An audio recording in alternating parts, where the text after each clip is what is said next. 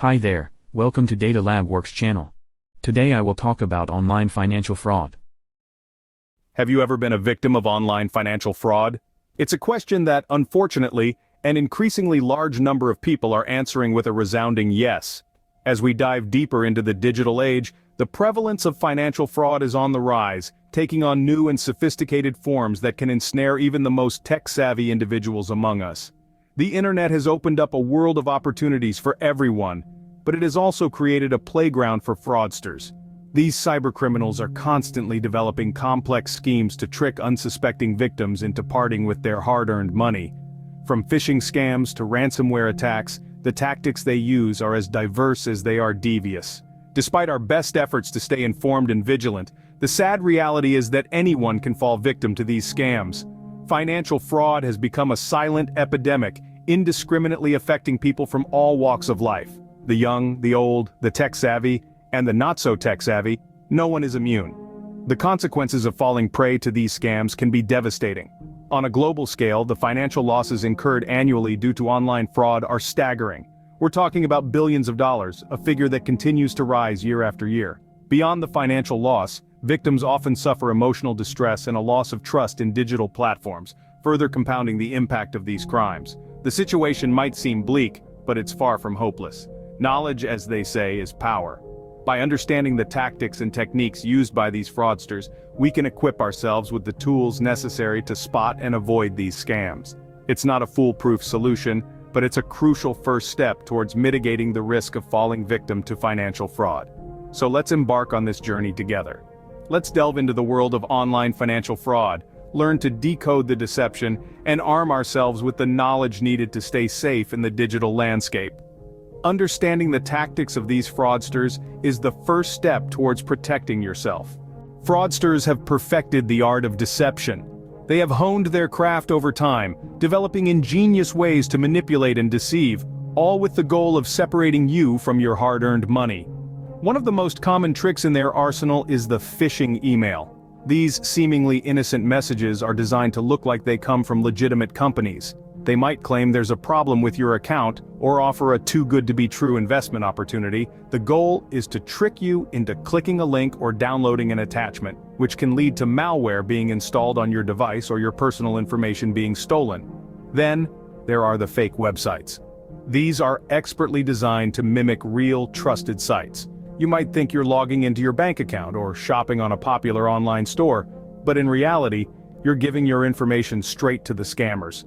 These sites can be incredibly convincing, complete with security certificates and authentic-looking URLs. Perhaps the most insidious tactic, though, is social engineering. This is when a scammer manipulates you into breaking normal security procedures. They might pose as a tech support agent, a police officer, or even a family member in distress. They prey on your trust, your fears, and your sympathies to convince you to reveal sensitive information or make payments. These tactics are designed to exploit our natural tendencies and behaviors. The fraudsters know that we're more likely to click on an email from a company we recognize or help someone we think is in need. They use our own instincts against us. But here's the good news. Once you know their tricks, you're much better equipped to spot them. Remember, if something seems too good to be true, it probably is. Always double-check emails and websites and never give out personal information unless you're absolutely sure it's safe. Being aware of these tactics can help you spot a scam before falling for it. One of the most common tactics is impersonation. This method has been a classic in the scammer's playbook, and it's as effective today as it was years ago. But what exactly does impersonation mean in the context of financial fraud? Impersonation in financial fraud refers to the act of pretending to be another person or organization, often one with some form of authority or credibility. The scammer might pose as a tax official, a bank representative, or even a trusted friend or family member. They do this to gain your trust, to make you believe that you're dealing with someone legitimate. Once they have your trust, it's easier for them to trick you into giving away your money or personal information. This brings us to the concept of identity theft. Identity theft is a type of fraud where a scammer uses someone else's personal information, such as their name, social security number, or credit card details, without their consent, usually for financial gain. The impersonator could use this stolen information to open new bank accounts, take out loans, or make purchases, all under the victim's name. Imagine waking up one day to find out that someone else has been living your life, spending your money, and you're left with the bill. That's the harsh reality of identity theft. It's a prevalent issue, and it's growing, fueled by the increasing amount of personal information available online. So how do these scammers get your information? They could use a variety of methods, from sophisticated phishing attacks to simple social engineering tactics. They might send you an email pretending to be your bank, asking you to verify your account details. Or they could call you, claiming to be from the tax office, saying you owe money and threatening you with legal action if you don't pay immediately. The key takeaway here is this: always be cautious. These scammers are crafty and they're constantly evolving their methods. It's crucial to always double-check who you're dealing with, especially when money is involved. Look for signs of fraud, like unsolicited contacts, pressure tactics, and requests for personal information. Always double-check who you're dealing with, especially when money is involved. Not all scams are about stealing your personal information. In fact, a significant portion of online financial fraud revolves around two common tactics: investment scams and advanced fee fraud. These scams aren't about taking what you already have, but luring you into giving it away willingly. It's a subtle yet insidious game of manipulation and false promises. Let's delve into investment scams first. These are scams that promise high returns on investments. The fraudsters may present an opportunity to invest in a new technology, a breakthrough medical discovery, or even an exclusive real estate deal. They'll paint a picture of an opportunity that's too good to pass up, with returns that seem almost unreal. And that's because they are. In most cases, the investment opportunity doesn't even exist. It's all smoke and mirrors designed to convince you to part with your hard-earned money. Then there's advanced fee fraud. This is when a scammer contacts you with a proposition, often something like a lottery win or an inheritance from a long-lost relative. There's just one catch: you need to pay an upfront fee to access your newfound fortune. The fee might be for taxes, legal fees, or any number of fabricated costs. Once you pay up, the fraudster vanishes and you're left with a lighter wallet and a heavy dose of regret. Both of these types of fraud prey on our desire for easy money and financial security. They exploit our hopes and dreams, turning them into tools for deception. The best defense against such scams is awareness and skepticism.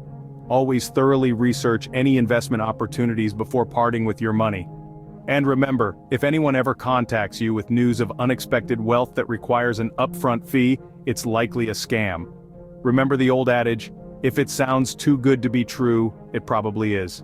Scene script. Knowledge is power when it comes to preventing financial fraud. So let's arm ourselves with some guard against this invisible enemy.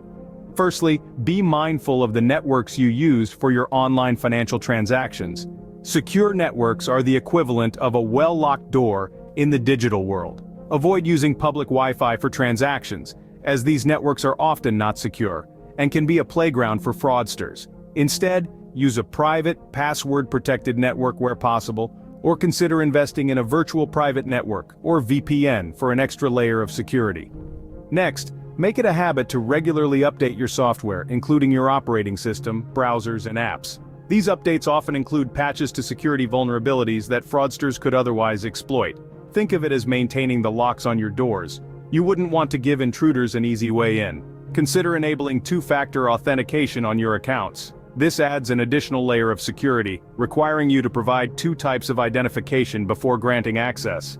It's like having a security guard who checks your ID at the door. It may seem like an inconvenience, but it's worth it for the added protection. Now, let's talk about emails and messages. Be cautious with unsolicited communications, particularly those asking for personal information or urging immediate action. Fraudsters have become increasingly sophisticated in their methods, masking their intentions behind seemingly legitimate requests. If in doubt, contact the company directly using a verified method, rather than replying to the email or message. Lastly, regularly monitor your financial accounts for any unusual activity. Early detection can be key in minimizing damage and resolving issues. It's like keeping an eye on the neighborhood. If you see something suspicious, you can take action. Remember, your first line of defense against financial fraud is you. Stay informed, stay vigilant, and take proactive steps to protect your financial well-being. Let's take a moment to recap what we've discussed. We've navigated the rising tide of financial fraud, understanding the art of deception used. We've delved into impersonation and identity theft, even peering into the murky waters of investment and advanced fee fraud. Most importantly, we've armed ourselves with knowledge on how to stay protected. Awareness and vigilance are your shields against these deceptive practices. Stay safe, stay informed, and remember, when it comes to your financial security, always keep your guard up. Thank you for watching the video. If you enjoyed it, please consider giving it a thumbs up. If you haven't already, I'd greatly appreciate your support by subscribing to my channel. Don't forget to ring the notification bell, so you'll be the first to know when I release informative content like this in the future.